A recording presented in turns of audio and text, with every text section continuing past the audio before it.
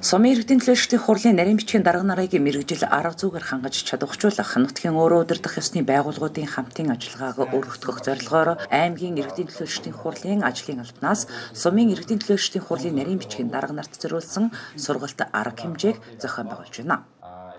За өнөөдөр аймгийн иргэдийн төлөөлөлтийн хурлаас ажлын албаны зүгээс Сумдын иргэдийн хурлын нарийн бичгийн дарга нарын семинарыг уулзалт зохион байгуулж байна. За энэ семинар нь бол аймгийн иргэдийн төлөөлөлтийн хурал маань Сумдын иргэдийн төлөөлөлтийн хуралтайгаа хамтран ажиллах, холбоо харилцаа тогтоох, арга зүйн зөвлөмж өгөх талаар бол маш их өндөр ач холбогдолтой байгаа. За энэ сургалтуудаар бол маш олон Сумдын хурлын нарийн бичгийн дарга нарт холбоотой мэдээллүүдийг манай хурлын мэргэжилтэнгүүд холбогдох хэлтсийн мэргэжилтэнгүүд өгөх юм аа. За хамгийн наадлын жишээ гэхэд бол төсөв санхүүгээ эрхэм удирдах, төрийн сангийн мэргэжилтэнгүүд төсөв санхүүгээ удирдахад нь арга зүйн зөвлөгөө өгөх. За нэг сарын 1-ээс хос бичигт шилжсэнтэй холбогдуулна, хос бичгийн сургалтыг хэрхэн яаж зохион байгуулах вэ? Аймгийн хэмжээнд гарч байгаа гэмт хэргийн зөрчлүүд хэрэг байна. Сүүлүүд хамгийн их гараад байгаа гэмт хэрэг зөрчлүүдний ямар гэмт хэрэг зөрчлүүд байд юм байна. За мөн ажлын байранд сэтгэл зүйн заслыг хэрхэн хийх вэ? Сэтгэл зүйн засал гэж юу зэрэг олон талын харах хэмжээ зохион байгуулахдагаас гадна аймгийн иргэдийн төлөөлөлтийн хурал маань 3 сарын 28 зохион байгуулагдах юм. За тэгээ 3 сарын 28 зохион байгуулагдахтай холбоотой Сумдын иргэдийн хурлын нарийн бичгийн дарга нараа аймгийн иргэдийн хурлын үйл ажиллагаа процесстэй танилцуулах.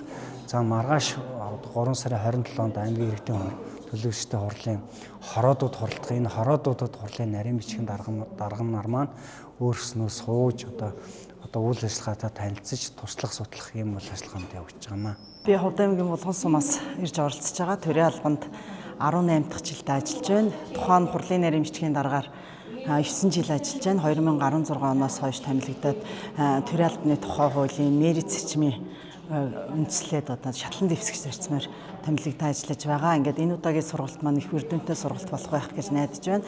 Хурлын нарийн бичгийн дарга нар сүүлийн 5 жил ингэж сургалт уулзалт нэгдсэн арга хэмжээ зохион байгуулагдаж байгаагүй. Тэгэхээр энэ удаагийн сургалтаар маш их цаг үе өөрчлөгдөж бичиг баримт Монгол бичиг стандарт шилжчихсэн байгаа учраас энэ цаг үе болсон их оновчтой сургалт болж байна гэж нарийн бичгийн даргын хувьд дүгнэж байгаа. Ингээд хурлын нарийн бичгийн дарга гэдэг албан тушаал маань их онцлогтой албан тушаал л да. Ягаад гэвэл улс төрийн харьяалтай хүмүүстэй хамтарч ажилладаг учраас тухайн хүмүүстэйгээ ойлголцож ажиллах маш чухал. Тухайн нэг 29 төлөөлөгч 31 төлөөлөгчийг зангидаж үйж өгнө гэдэг маань бас их тулгамд бас их хэцүү асуудал. Ягаад гэвэл олон төрлийн боловсралтай, олон төрлийн чиг баримжаатай, харилцаатай, хандлагатай хүмүүс байдаг учраас биднээс маш их ур чадвар шаарддаг. Тэгээд бичиг цаасны ажил буюу бодлого тодорхойлох ажлын хамгийн гол нарийн ажлыг нарийн бичгийн дарга буюу ажлын алба хийдэг. Тэгээ ингээд гол юмны төслийг боловсруулж гаргаж ийм чиглэлийн өгч тухайн сумынхаа бодлогыг тодорхойлж ажилладаг гол яг гүүрэн болж ажиллаж чиглэл өгч төлөөлөгч нарыг чадварчуулах тухайн сумын хөгжил ямар шатанд явах вэ гэдэг анхан шатны баримт биднээс гардаг учраас маш хариуцлагатай албан тушаал гэж хардаг байгаа.